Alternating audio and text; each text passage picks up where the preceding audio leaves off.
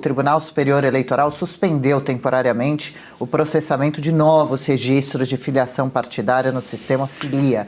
A decisão foi tomada, claro que depois da alteração indevida da filiação do senador Flávio Bolsonaro. Você vê aí o documento na tela, que passou a aparecer como integrante, o Flávio, do partido Missão, no lugar do PL. A alteração chegou a impedir inicialmente o registro da candidatura de Flávio à presidência. Olha que ponto chegou na tarde de ontem. O presidente do TSE, ministro Cássio Nunes Marques, determinou o restabelecimento da filiação ao PL e o envio das informações à Polícia Federal para maiores investigações. Segundo o TSE, Geise, não houve invasão hacker. A filiação teria sido alterada com o uso de credenciais legítimas do partido Missão.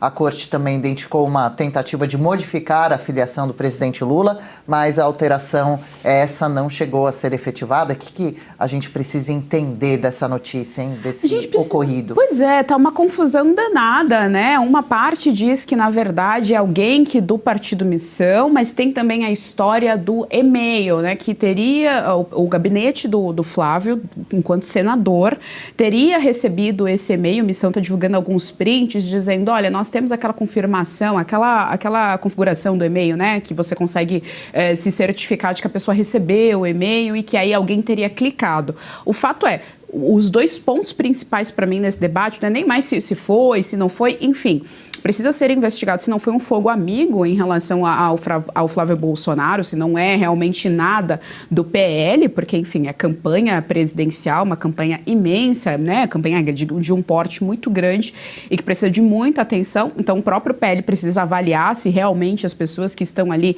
no entorno do Flávio Bolsonaro são pessoas de confiança, enfim, que têm acesso a e-mail, a documentos importantes.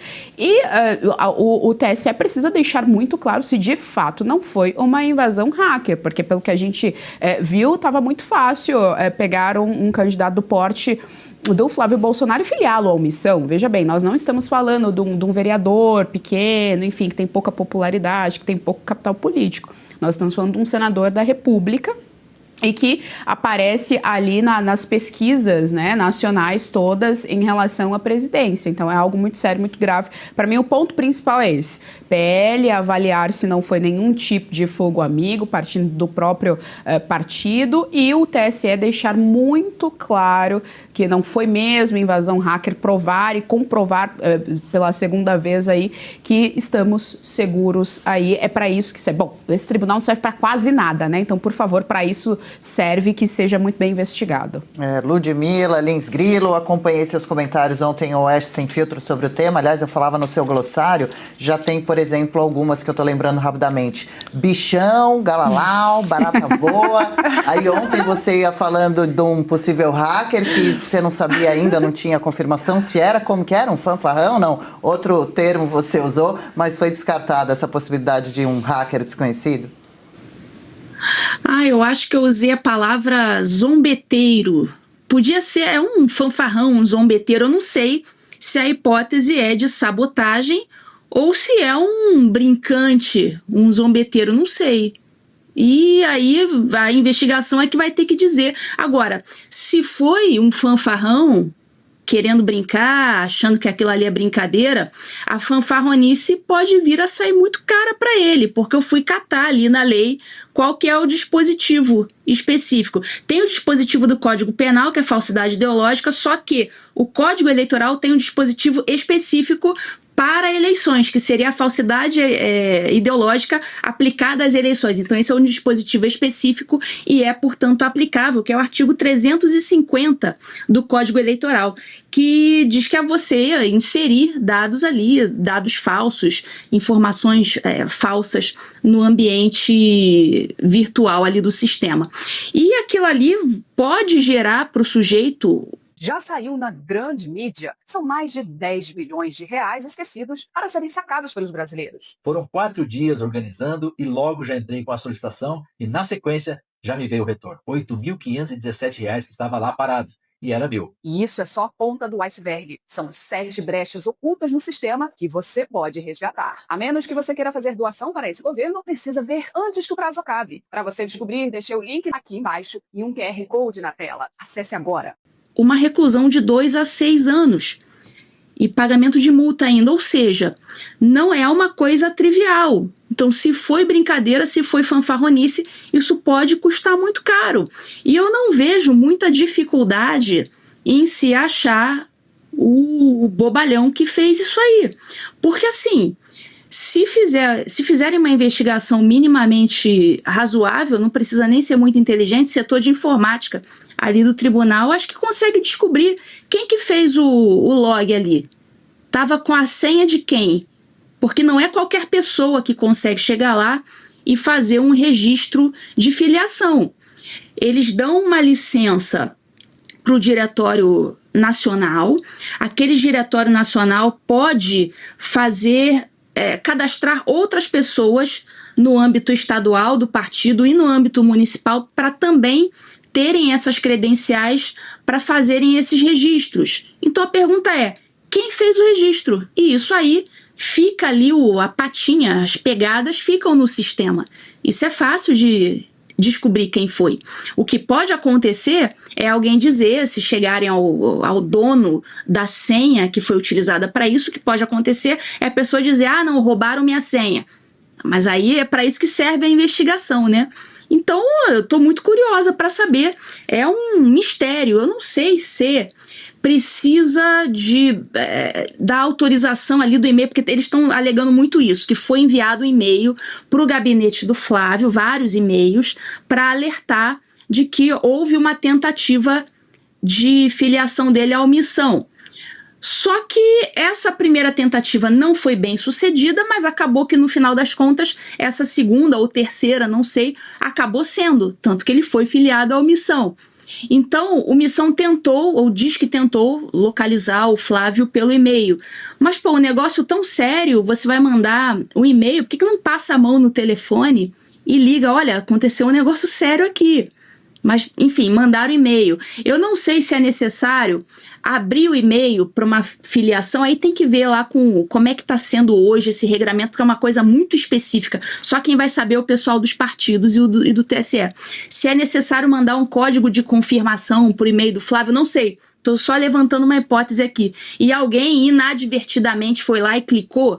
Isso aí também precisa ser esclarecido. Para mim, isso está nebuloso ainda. Então tem muita coisa para esclarecer nisso aí. O fato é que isso tudo foi uma grande esculhambação. A gente vê como que a coisa é esculhambada e vamos ter esse meme para sempre no processo eleitoral. Mas, felizmente, o Cássio Nunes já chegou lá, canetou. Tá aí um bom momento para a gente lembrar como, em algumas hipóteses, a canetada do ministro do STF ela pode ser boa. É o famoso entenda como pode ser bom. E nesse caso foi. Foi bom. A gente está vendo um bom exemplo de como uma decisão monocrática pode resolver as coisas no momento em que elas acontecem. Por quê? No sábado vai acabar o prazo. Então precisava mesmo que um juiz do TSE canetasse e dissesse, opa, parou. É que nem o João Kleber, né? Parou a brincadeira. Então parou, já retornou o Flávio para o PL, já restabeleceu o status quo ante, já resolveu o problema. Então esse é um dos raros casos em que a decisão monocrática ela é realmente necessária, urgente e precisa ser mantida no ordenamento jurídico, mas só para essas hipóteses realmente urgentes e inadiáveis. Bianca, uma canetada justa de um ministro.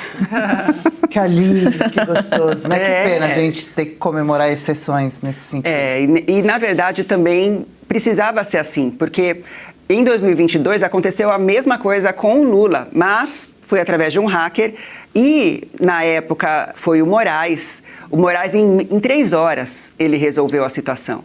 Então não teria o menor cabimento, né, deixar correr aí, ver o que acontece, e sendo que, se for comparar, teve algo semelhante, né? Embora agora o que nos chama a atenção é que foi alguém com credencial, alguém que tinha acesso, alguém que entrou lá e fez sabendo que estava errado.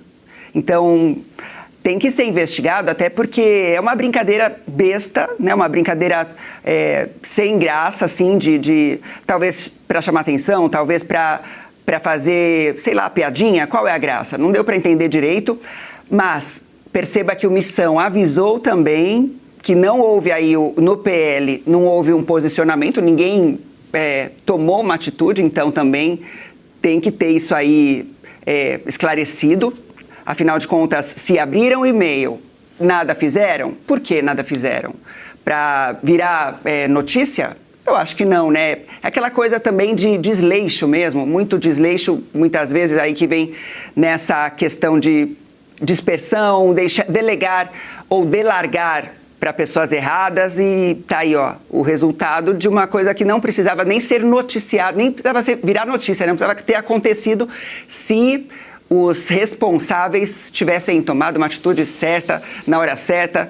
Isso nem seria notícia aqui hoje. Paula, já está ficando pronto o vídeo do próprio Flávio ontem falando que não aguenta mais ter que desviar de tantas cascas de banana, mas que não vai ser derrubado por obstáculos de inimigos, né, que não querem que ele avance com a candidatura. Olha, sinceramente, depois que eu vi que o TSE, o próprio TSE, disse que isso teria sido feito com as credenciais de um representante do Partido Missão, eu não espero mais nada, gente. Será que se isso for confirmado mesmo, se foi alguém dentro do Partido Missão que fez uma palhaçada dessas, com qual intuito? É para aparecer? Para o nome do partido aparecer na mídia? Porque se foi isso, realmente deu certo. Veja, nós nem mencionamos, nós não falamos aqui com frequência do Partido Missão, dos seus representantes, enfim, mas agora está todo mundo falando sobre isso. Está todo mundo falando sobre eles. É aquilo, né? Fale bem ou mal, mas falem de mim. Bem ou mal, eles estão sendo divulgados na mídia. Ou seja, se foi isso mesmo o intuito, tem que haver uma punição, porque isso não se faz. Se você simplesmente causa uma fraude para o seu nome virar público e aparecer nas manchetes e aparecer nos jornais que nunca te mencionam, ou seja, se isso se confirmar, eu espero que haja uma punição efetiva para que isso não volte a acontecer, tendo em vista que já aconteceu anteriormente, como a Bianca trouxe, em 2023, uma criança de 13 anos filiou o presidente Lula no PL, e agora em 2026 volta a acontecer uma fraude similar a essa? Não dá, né? Tem que parar com isso, porque é uma palhaçada. Ainda sobre o tema, uma apuração, Paula, Bianca, Geise, Ludmila, você que nos acompanha, uma apuração exclusiva de Oeste mostrou que o sistema do Missão repassou automaticamente o cadastro de Flávio à Justiça Eleitoral sem checar a identidade de quem realizou a inscrição.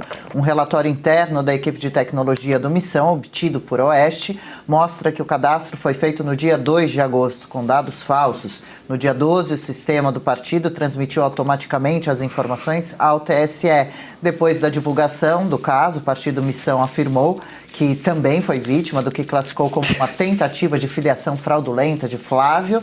A legenda disse que identificou a irregularidade, tentou cancelar a filiação, mas o procedimento foi rejeitado pelo TSE. Flávio Bolsonaro ironizou a filiação ao partido. Tem esse trecho aí? Vamos ver.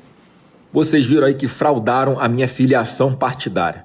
O sistema vai tentar de tudo para me parar, mas não vai conseguir não, porque Deus está no comando e a gente junto vai resgatar o nosso Brasil. Ludmila?